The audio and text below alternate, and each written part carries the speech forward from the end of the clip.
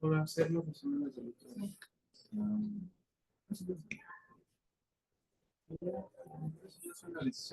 ¿Listo? Sí, claro. Totalmente. Sí. Creo que ahora sí ya está grabando. Esta es mi sesión. Tienen que estar en el Sí, quiero ser. Bueno, vamos a empezar. Es el tema que quedaba pendiente, sangrado de tubo digestivo alto. Un poco de generalidades. ¿Qué es el sangrado de tubo digestivo alto? Pues es la pérdida de sangre dentro del intestino proximal al ligamento de Treitz. Como ayer nos mencionaron, el ligamento de Treitz está entre la tercera y cuarta porción del duodeno. Entonces, todo lo que esté hacia arriba se considera sangrado de tubo digestivo alto. Este causa la mayor parte de todos los sangrados de tubo digestivo y también tiene la mayor mortalidad, dependiendo la causa, pero en general un 37%. Por supuesto que es mayor la mortalidad en el sangrado varicial que el no varicial. ¿Cómo se aborda? Siempre se aborda su intensidad, si es un sangrado agudo evidente o si es crónico y microscópico. La gravedad, si compromete o no la estabilidad hemodinámica y el desenlace, si es desfavorable o no. Siempre hay que considerar en la sospecha etiológica la edad, el uso previo de algunos medicamentos, tabaquismo, alcoholismo, hepatopatías crónicas, radioterapias, trastornos alimentarios e incluso el uso de vasopresores. Clínicamente, ¿cómo se va a manifestar? Pues tenemos dos. Bueno, la hematemesis, que es la sangre franca como tal, la emesis en pozos de café, la melena y puede o no haber hematoquesia. La melena siempre hay que considerar porque puede haber también un tránsito intestinal lento que esté en tubo digestivo bajo y que se pueda manifestar como melena, aunque no es lo usual. Y por el contrario, hay ocasiones en las que puede haber hematoquesia o rectorragia que provenga de arriba ante un tránsito intestinal aumentado. Normalmente cuando tenemos una pérdida de más de 500 mililitros por más de 24 horas, nos empieza a causar ya síntomas de hipovolemia. Y dependiendo del porcentaje que vayamos perdiendo, son los síntomas que vamos a tener. Desde una taquicardia en reposo, la hipotensión ortostática o incluso la hipotensión en decúbito supino. Se considera un sangrado severo cuando hay compromiso de la estabilidad hemodinámica, cuando se considera ya un choque hipovolémico o cuando hay una disminución aguda de la hemoglobina o hematocrito, en el caso más del 6%, o la caída de 2 gramos, o la necesidad de transfundir dos concentrados dentro de 12 a 24 horas. En laboratorios que vamos a encontrar normalmente, bueno, pues la anemia, que en nuestro caso va a ser de moderada a severa por un sangrado agudo y normalmente es normo-normo. Sin embargo, puede haber pérdidas microscópicas crónicas que normalmente son micro-hipocrómicas. Algo importante es esta disociación del cociente Bund-creatinina, que se considera un punto de corte mayor a 36. Y esto sugiere altamente un sangrado de tubo digestivo alto. Otras pruebas adicionales que siempre hay que considerar en el abordaje son el número o el conteo de plaquetas, los tiempos de coagulación y las pruebas de función hepáticas. Este es un gráfico para que veamos cómo es que en un sangrado abundante o en un sangrado ligero, cómo se manifiesta desde hematemesis hasta los pozos de café y desde la rectorragia hasta la melena. ¿Vale? En cuanto a las causas, ahorita vamos a dividirlas en dos, en el sangrado varicial y en el sangrado no varicial. En cuanto al no varicial, la causa principal hasta un 60 o 70% va a ser la enfermedad ácido péptica y siempre va a ser más la duodenal que la gástrica.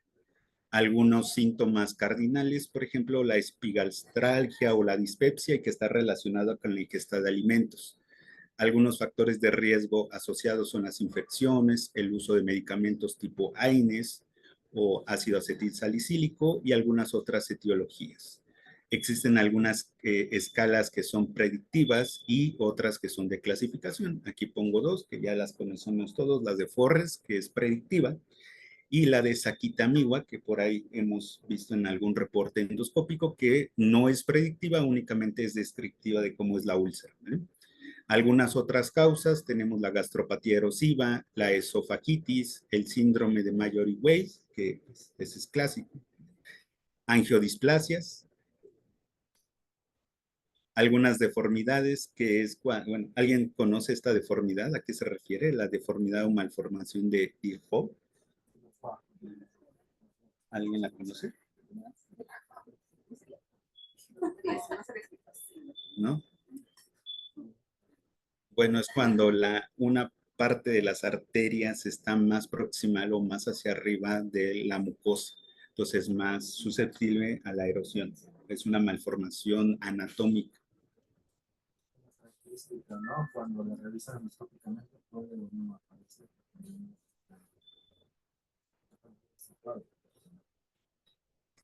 Las lesiones de Camero, que son úlceras dentro de hernias, y incluso hasta un 10% no existen causas identificadas, y menos del 1%, pues otras causas. Dentro de la evaluación, ante todo sangrado, siempre la evaluación ABCD, siempre hay que asegurar la vía aérea. La intubación está indicada cuando hay peligro o ya como tal una aspiración del contenido gástrico, una hemorragia activa con inestabilidad hemodinámica, una encefalopatía hepática grado 3 o 4, nuevamente ante el riesgo de broncoaspiración, o la necesidad de intubación post-endoscópica. Siempre hay que canalizar por vía periférica 2 calibres grandes e iniciar la restitución hídrica con soluciones balanceadas o con volumen efectivo. Y como ayer les mencionaron, siempre se busca o tiene más evidencia la estrategia restrictiva, es decir, lleva una hemoglobina arriba de 7 y no mayor a 9. Y en el caso de cardiopatías, si hay antecedente de cardiopatías, entre 8 y 10. Y asegurar unas plaquetas arriba de 50,000. Y ante todo, antes de que sepamos si es o no varicial, si está indicado iniciar la terapia de inhibidores de la bomba de protones. En este caso, pues omeprazol 80 miligramos en bolo, y posteriormente se puede mandar 40 cada 12 o incluso empezar una infusión a 8 miligramos hora. No hay como tal diferencia entre bolos o infusión continua, aunque la infusión continua se recomienda más en pacientes de alto riesgo, ¿sí? Normalmente se mantiene por 14 días. La toma de laboratorios, hay que buscar intencionadamente cosas que nos orienten a hepatopatías crónicas y otros datos de descompensación que nos orienten hacia una etiología varicial. Las pruebas de función hepática en el caso de sangrado varicial pues van a estar alteradas, puede haber o no un patrón colestásico, una disminución o, plaquetopenia, aumento o prolongación de los tiempos de coagulación. Normalmente estos pacientes cirróticos vienen con hiponatremia e hipocalemia crónicas, y clásicamente el sangrado varicial es más profundo, hay una caída más profunda de la hemoglobina que el no varicial. Se puede considerar la endoscopía, un procinético preendoscópico en dosis única, normalmente la eritromicina, 250, unos 30, de 30 a 2 horas antes del procedimiento. Y esto es de lo más importante, siempre cuando hay sospecha de sangrado varicial o causado o asociado a cirrosis hepática o hay inestabilidad hemodinámica, la endoscopía se tiene que hacer antes o en las primeras 12 horas. El resto puede esperar, el resto se hace dentro de las 24 horas. Ahí nada más, recuerda que lo omeprazol no dura más de 12 horas. Entonces, ¿cómo indicarían esa infusión de nutrición? Si es que decidieron dejar infusión. Es una conversión, 80 en 100 y lo dejas en 10 mililitros. Y se pasa 8 horas. Y así te dura las 10 horas. Después, porque a veces han visto que le ponen omeprazol a 8 en media hora. Es una conversión. 50-60. Y la eritromicina previa sí mejora la posibilidad de que durante la endoscopia se puedan visualizar las úlceras. lamentablemente, hasta donde no soy doctor de los médicos, es la clínica de educación. Pero todos estamos en la familia, no nuestro centro procedimiento. Sí, sí, sí. Pero bueno, sí, principalmente las 10 de no, no. Sí, justamente eso es un paso que es para visualizar mejor los hallazgos endoscópicos. Ahora bien, en cuanto al sangrado agudo no varicial, pues aquí está lo que les había mencionado, siempre iniciar la evaluación ABCD. Lo de utilizar dos vías periféricas para intentar pasar transfusión si es necesaria e iniciar la rehidratación hídrica, tomar laboratorios e indagar cosas directas para ver si es o no varicial. En el sangrado no varicial sí son aplicables las escalas, ¿vale? La GBS o la ROCAL preendoscópica o la AIM-65 y por ahí hay evidencia de la ABCD. En este orden son las recomendaciones. ¿Cuál es la cabeza? Pues la Black, la Glasgow Black. Me voy a poner cabeza en la mica. Y bueno, esto nos ayuda, bueno, y particular, bueno, esta es la que se recomienda más y la que se debe de hacer y lo que nos indica es un score para si se necesita manejar intra o extra hospitalariamente al paciente, ¿vale? Considera la presión sistólica, el nivel de urea, la hemoglobina y síntomas de bajo gasto. Un score mayor 2 o más ya se considera que necesita hospitalizarse. Una vez que determinamos si se necesita o no hospitalizar, tenemos que buscar datos de inestabilidad hemodinámica, ¿vale? Como cuáles existe una de las cosas es el índice de choque o la clasificación de pérdidas sanguíneas de acuerdo al ATLS, que es del porcentaje más del 15%, más del 30%, etcétera. Si hay disminución de la tensión arterial media o un aumento del lactato arriba de 2. De acuerdo a la ATLS, ¿cuál es tu primer dato clínico de una pérdida sanguínea? La De más de 500 ml. Primero es la taquicardia. Sí. Ahí están así, hemodinámicamente estables, sin oxígeno, pero ya empiezan así. No dejan evolucionar, no le ponen doble vía porque así está tenso. 120, exacto, no sé, la clínica también para valorar qué tan polémico es el paciente, porque no sé cómo va evolucionando. Nos hemos visto aquí, cuando tienen sangrado tubo excesivo, los últimos pacientes que han fallecido. Digamos, cuando han llegado a las médicas en estudios, también pueden ver con el ánimo de las ocasiones, antes de que se choque. Exactamente. Y bueno, si está comprometido hemodinámicamente, pues inmediatamente la endoscopía. Y si no está accesible la endoscopía para realizar hemostasia, se puede considerar otras terapias alternas como la embolización o incluso la cirugía. Y bueno, un poquito de la fisiopatología de la enfermedad acidopética, pues ya todos los conocemos, ¿no? Existen, factores que son protectores, algunos factores agresivos y otros individuales, ¿no? Toda inflamación, por ejemplo, condicionada por infecciones crónicas como el Helicobacter pylori, pues puede hacer o condiciona la infiltración de distintas células proinflamatorias y este constante estímulo proinflamatorio puede condicionar atrofia, ¿no? Nada más para recordar. Ahora bien, en cuanto al sangrado agudo no varicial de etiología de úlcera gástrica, ¿qué es lo que tenemos que hacer? Una vez que se entra en endoscopia, bueno, aquí está, ¿no? Otra vez. Si se necesita manejar dentro del hospital o se necesita manejar fuera, si se necesita o no resucitación y la endoscopia dentro de las primeras 24. Y después, de acuerdo a la clasificación de Forres, es lo que se necesita o no la terapia endoscópica, de acuerdo al riesgo o no de resangrado. ¿Vale? Aquí tenemos la clasificación de Forres, ya todos lo conocemos, la tipo 1, tipo 2, tipo 3, y que se subdividen a su vez en tipo A, B, A, B, C, D.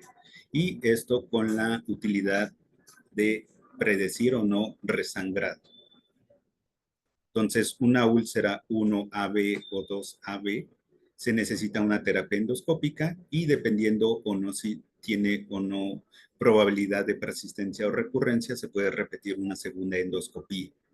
En el caso de una clasificación 2C o 3 hacia arriba, pudiera no considerarse la hemostasia endoscópica, ¿vale? Y únicamente vigilancia.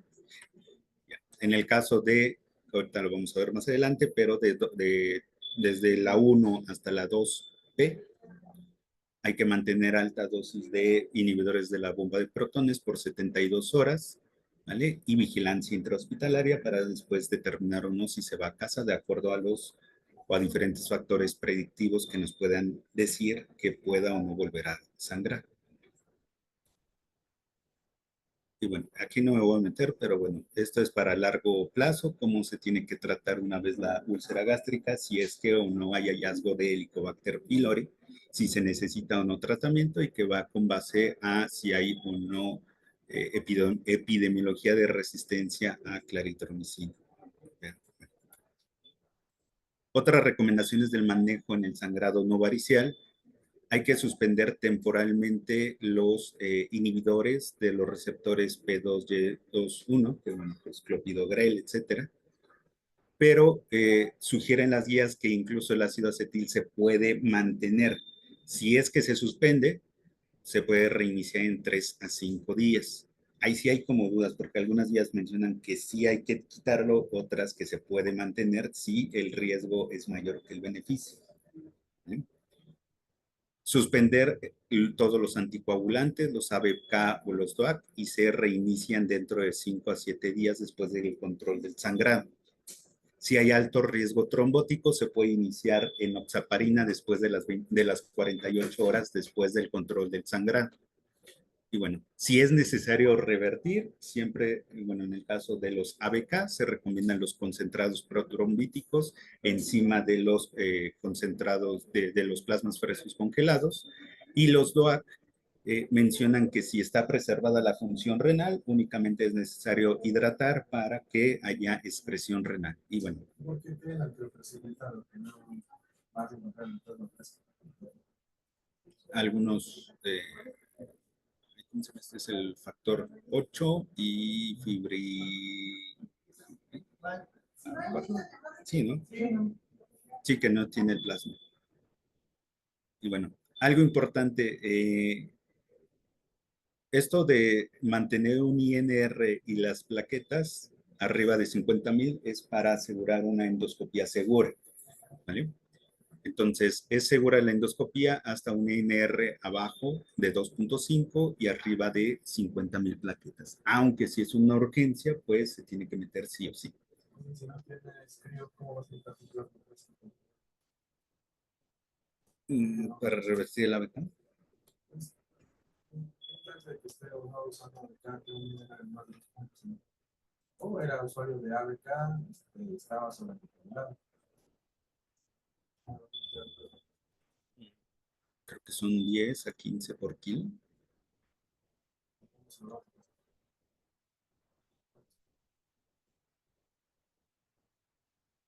Pues, ay, ¿cuánto tiempo? Son continuos, cada uno se tiene los minutos.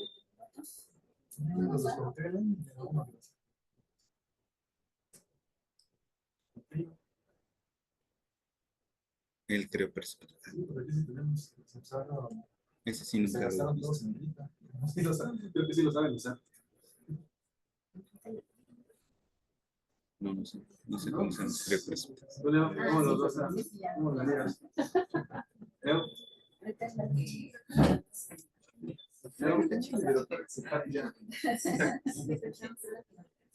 ¿Cómo literar esos críos?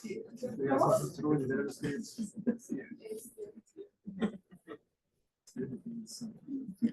Pues igual puede ser continuo. O sea, ¿cuántos críos en cuánto tiempo? Me da un crioprecipital. Pero pasen un poquito. ¿Cuánto tiempo?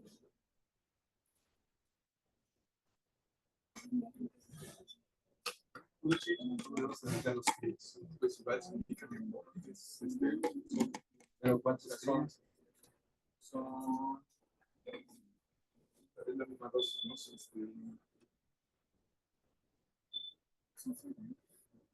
sea, a veces los casi siempre, o sea, casi siempre nos salía 5%. Entonces, es uno por cada 10 kilos de peso. Uno, dos por cada 10 kilos de peso. La indicación del CID para actividades a partir de cuánto hidrógeno. ¿Qué les pasó? ¿Banderita? ¿De cuánto el hidrógeno no CID es cuando dices, este ya no da plazos, ¿no? Bueno, se muere, es sangrado. Me acuerdo, es menos de 80. 100. Menos de 100. Ay, nos tocó no sé de 40. Por eso La CI hay que ver. Ahí nada más tengan bien en consideración, o sea, ahí dice, no ASA por prevención secundaria. Acuérdense que llegan muchos pacientes y yo tengo más pidiendo Sí. desde hace 5 años. ¿Y por qué? No, pues es que mi cardiólogo me dijo una vez que me lo tomara y pues, se lo siguen tomando, ¿no? O sea, esto es para prevención secundaria. Si el paciente viene sangrando y en realidad no ha tenido ningún evento, no tenemos por qué dejarlo. Podríamos aprovechar para abordarse. Así es. Y bueno, eso de los plasmas frescos, digo, ahorita lo vamos a ver en el sangrado varicial, pero ahí sí está no sugerido, o sea, porque puedes generar más sobrecarga en el caso de hepatopatía crónica. Bueno, en el sangrado, en cuanto a la clasificación Forres 1, ya sea A o B, se recomienda inicialmente combinar dos tipos de hemostasia, la epinefrina y la térmica, ya sea en ASA o, ¿cómo se llama la otra? Es una en ASA, bueno, es la térmica, que es la que es más efectiva que la mecánica o la esclerosante. En 2A puede o no utilizarse epinefrina, o sea, la hemostasia sí se debe de hacer y puede o no utilizarse la epinefrina. Y en la 2B únicamente hay que, bueno, se recomienda o es igual de efectivo monoterapia, hemostasia o epinefrina, y únicamente retirar el coágulo en pacientes de alto riesgo, que son aquellos mayores de 60 años, que tengan múltiples comorbilidades, una hemorragia intrahospitalaria, que hayan estado en unidad de cuidados intensivos o que hayan requerido 2 o más concentrados. En los pacientes de 1 a 2B hay que continuar la terapia de inhibidores, como habíamos dicho, por 72 horas y se puede reiniciar la dieta después de 24 horas del evento. De 12 y 3 se puede iniciar inmediatamente la dieta. Y pues porque no hay sangrado. es muy bajo. Yo tienen 5 y de menos 2. Hay que identificar factores de riesgo que nos puedan predecir el sangrado. Lo más usual es el score ROCAR completo, que es el posendoscópico, un punto de corte arriba de 2, una úlcera de más de 1 centímetro, que haya habido necesidad de más de 5 concentrados, el uso crónico de AINES o que se haya no mantenido la terapia de inhibidores de protones por estas 72 horas, ¿vale?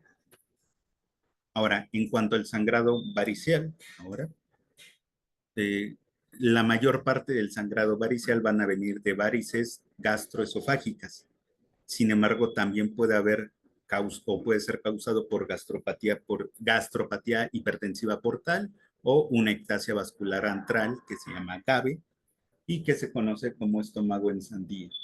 En todos va a haber estigmas o no, más bien normalmente va a haber estigmas de hepatopatía crónica y va a haber igual escalas clasificatorias y predictivas, de acuerdo o no, más bien en el caso de las varices gastroesofágicas, pues de acuerdo al acuerdo consenso de Babén.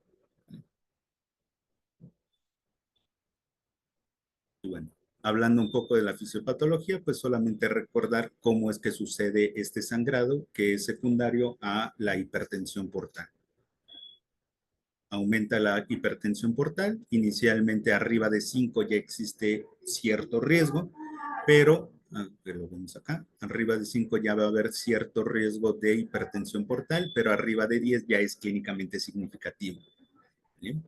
Y arriba de 12 ya se espera que haya tal cual un sangrado varicial. Arriba de 20 es alto riesgo de sangrado que pueda ser incontrolable o que va a fallar a la terapia endoscópica.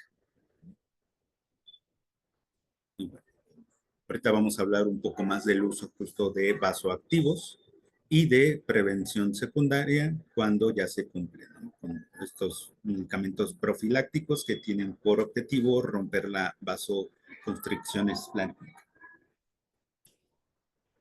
Ahora, ¿cómo tenemos que actuar en un sangrado varicial?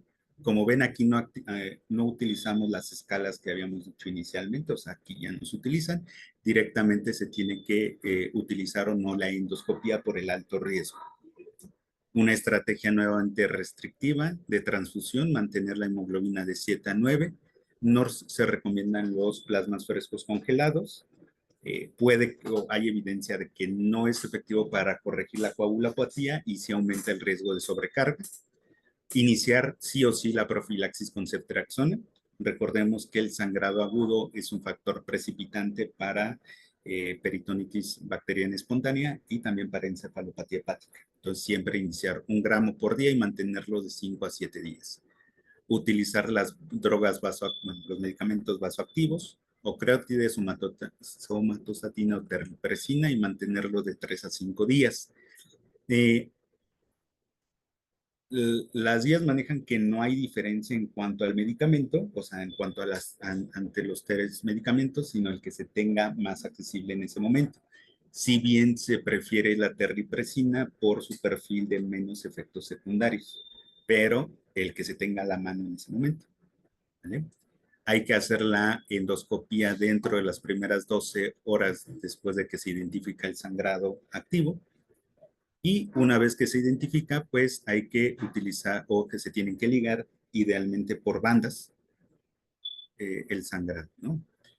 Y una vez ya tenemos 3 posibles escenarios. Que se controle, se mantienen las drogas vasoactivas por 3 a 5 días. Si no hay riesgo de sangrado, se descontinúan y se inicia los betabloqueadores.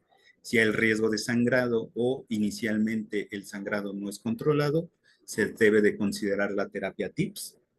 Y en pacientes que tengan alto riesgo al fracaso, pues el TIPS temprano. ¿Vale?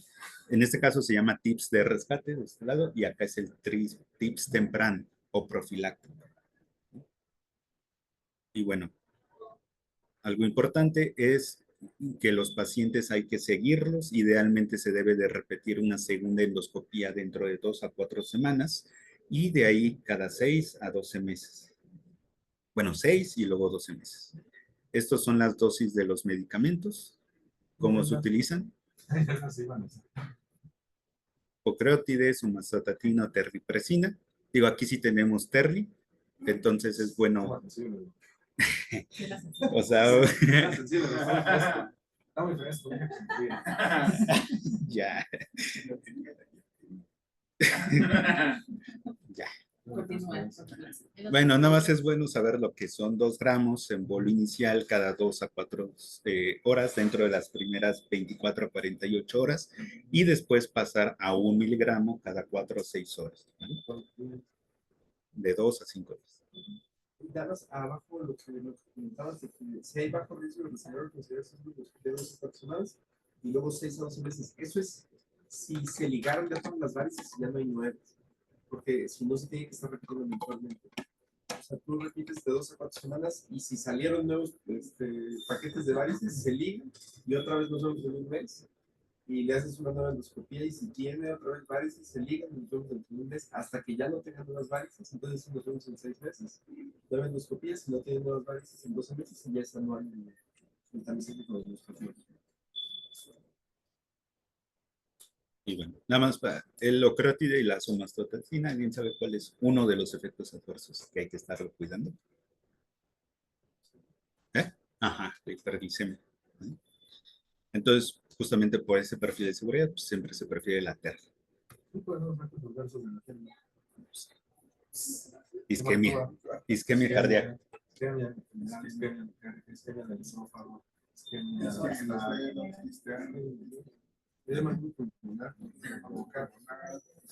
hiponatremia, que no es. Sí, la hiponatremia, exactamente. Típicamente vemos que sus pacientes Sí, de pronto ya tienen 126, o sea, llegaron con 129, 126, 124.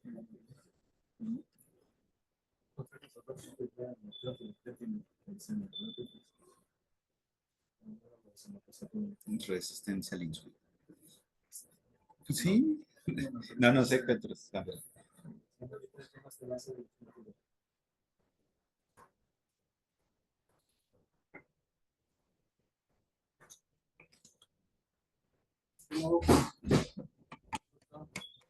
Isa,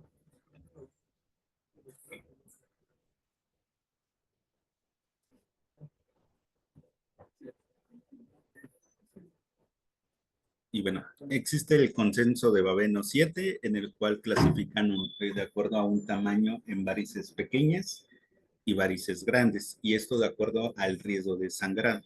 El punto de corte son 5 milímetros. Las varices son pequeñas, menos de 5 milímetros, y tienen menos riesgo de sangrado. Y por arriba, pues son de alto riesgo, ¿vale?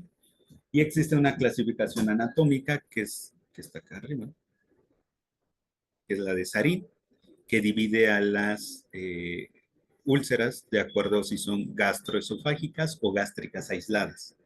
¿Vale? Tipo 1 o tipo 2, gastroesofágicas, que son las más comunes, 71% y 21%, y las gástricas aisladas.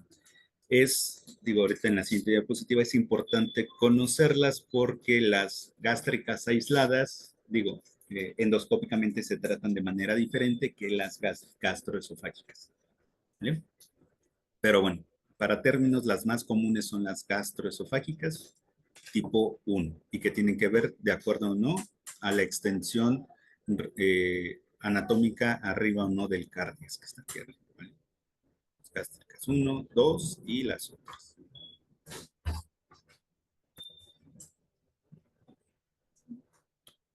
Y bueno, lo que les decía, endoscópicamente, este es un algoritmo de cómo endoscópicamente se tienen que tratar. Las gastroesofágicas se tratan sí o sí con ligación con bandas. ¿Vale?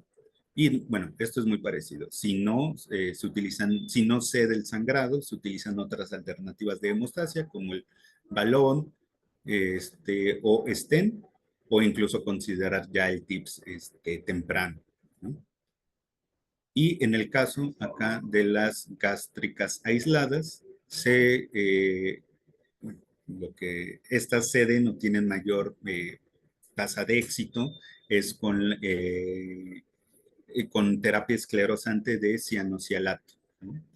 Así es como la diferencia. Y bueno, este es otro en cuanto a la otra causa, que no son como tal varices gastroesofágicas, sino gastropatía hipertensiva por tal, como se clasifica de acuerdo a Babeno. Y bueno, las recomendaciones son muy similares a las esofágicas o a las varices gastroesofágicas, que se manejan de manera igual. Necesitan terapia endoscópica y posteriormente la profilaxis con beta bloqueadores.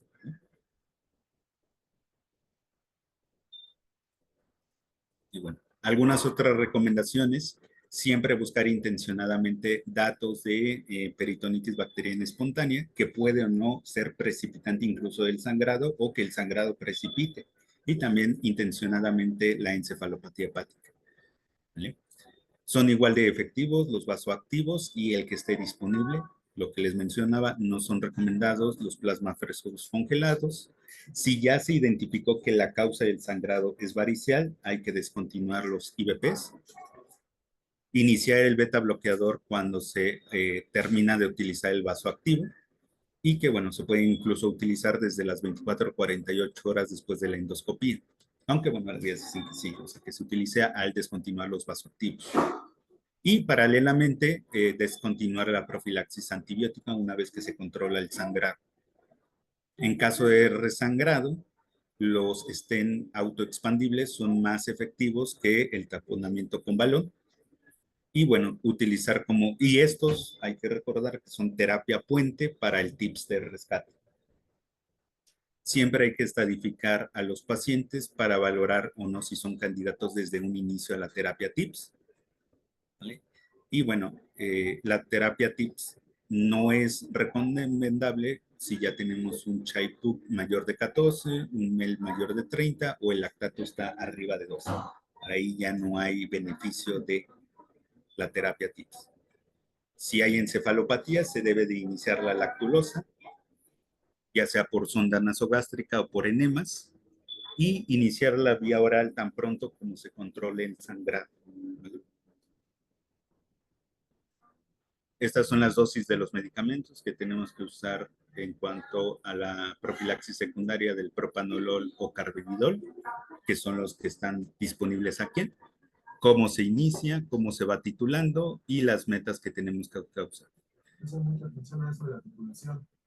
Que nos dice dosis inicial de tramo, ¿no? 6.25 de carvedilol y... Pero el chiste es que tienes que ver cuánto tiempo tienes que esperarte antes de que subas a tu siguiente dosis. Ya que el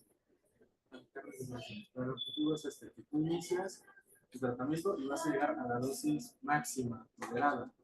Pues como estaba diciendo ayer, a veces hasta 300 de propanolol, porque las personas aguantan 100% de propanolol, pero la mayoría. Pero tienes que estar pendiente de eso, de que puedas subir tu dosis cada cierto tiempo, esperar los efectos adversos hasta ese tiempo también. Cuando hace como 2 meses que el doctor Roncier tenía una paciente que llegó así por su descompensada, hizo la endoscopía y tenía varias disfunciones, le hizo carvedilol, se le hizo a 6.25. Y a los 3 días, en sus notas decía que tuvo un efecto de hipotensión, pues justamente por hipotensión. Y lo que hicieron fue descontinuarlo. Pues tomar, y luego se lo hicieron. Pues hay que estar probando y probando. También a mí me pasó con Rita. Cuando yo la conocí, le inicié carvedilol, bueno, ya que se me fue sangrado, le inicié carvedilol. A los 3 días le subí la dosis y a los 6 días de que le inicié el carvedilol, se hipotensió. Y la primera vez que se hipotensió no fue por la sangrado, ya después empezó a sangrar. Pero estar al pendiente de eso. No es nada más, hoy el inicio médico, una tableta de carvedilol. Hay que llevar la dosis máxima para tener el máximo beneficio de la profilaxis. Lo mismo que con falla cardíaca, la dosis máxima tolerada es la que ha demostrado mayor supervivencia.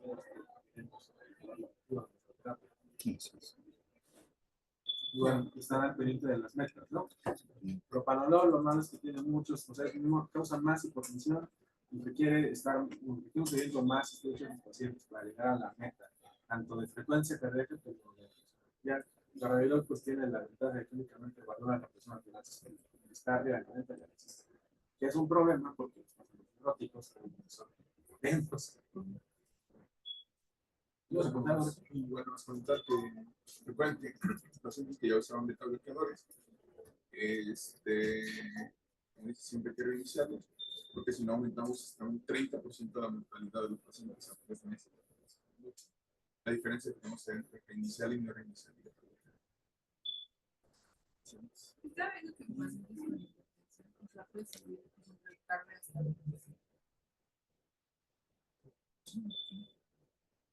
Entonces, al final las dosis son estandarizadas para, o sea, específicamente en pacientes que ya tienen. Ya se supone que la mayoría de estos, como dice él, o sea, tienen hipertensión de una crónica, o sea, su sistema de una hipertensión pues ya está, está roto. Entonces, no son las mejores opciones ocupar con ellos. Los betabloqueadores son como su mejor opción, sin embargo, pues en pacientes los integradores de canales de cáncer, su variación de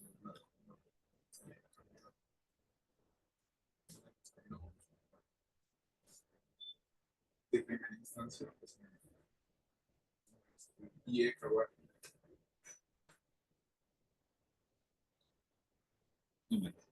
Propanolol es guiado por frecuencia cardíaca y carbe por tensión arterial. Presión sistólica. Estas son algunas de las recomendaciones cuando se debe de iniciar o no la profilaxis. Pues en todos aquellos que ya hayan tenido un episodio de descompensación ante primer sangrado o recurrente o endoscópicamente haya varices gástricas o también ya haya datos de gastropatía hipertensiva portal, pues en todos ellos está indicado. En la profilaxis primaria, antes de que haya un sangrado o haya descompensación, hay que valorar. Digo, aquí no existe, según la evidencia, que no esté indicado, pero siempre hay que valorar. Pero estas son las indicaciones como tal. Ya descompensación, sangrado recurrente o gastropatía hipertensiva por Segunda, ¿habría alguna contraindicación? Pues, Aparte de la hipotensión. sí. La bibliografía que estabas manejando en las diapositivas previas, que es la lleva la AS, la última. Ahí sí menciona el uso de profilaxis preprimaria. Y es precisamente vamos a hacer las últimas semanas. La profilaxis. O alguien ha leído cómo decides dejar una profilaxis preprimaria. ¿O a qué hace referencia profilaxis preprimaria? Profilaxis primaria es tú le metes el endoscopio, tiene varices y le dejas de cambiador. Eso es primario. No ha Oye, sangrado. ajá, todavía no sangra y preprimaria es antes de que haya varios. Pero entonces a todo paciente que tenga datos de cirrosis o cómo eliges al paciente que debe hacer profilaxis preprimaria. No, o sea, sí que la guía dice, o sea, que ya se recomienda que a todos les den primaria. Sí. Pero ¿cómo eliges a ese paciente? El paciente con operación únicamente significativa se asume que ya tiene varices. No. O sea, sí es al paciente con hipertensión significativa, pero si tiene varices, entonces entraría dentro de la primaria. No, pero sin endoscopía. ¿Cómo puedes saber si un paciente tiene varices? ¿Cómo le haces? O sea, ¿Le porque haces ir adentro? o sea, pues hay varias formas para determinar la fibroelastografía, para determinar hipertensión portal clínicamente significativa por medio de un abordaje no invasivo. Ah, exactamente. De hecho, hay toda una guía de la ASL que se llama NILDA, que es el abordaje no invasivo del paciente cirrótico.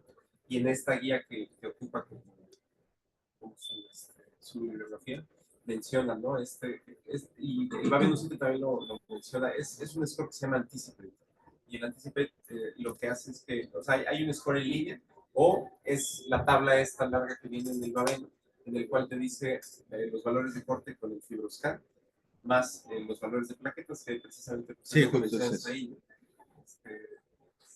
Más de 15 y menos de 110.000 plaquetas, o más de 20 kilopascales y menos de 150.000 plaquetas, o más de 25 kilopascales, sin importar el nivel de plaquetas.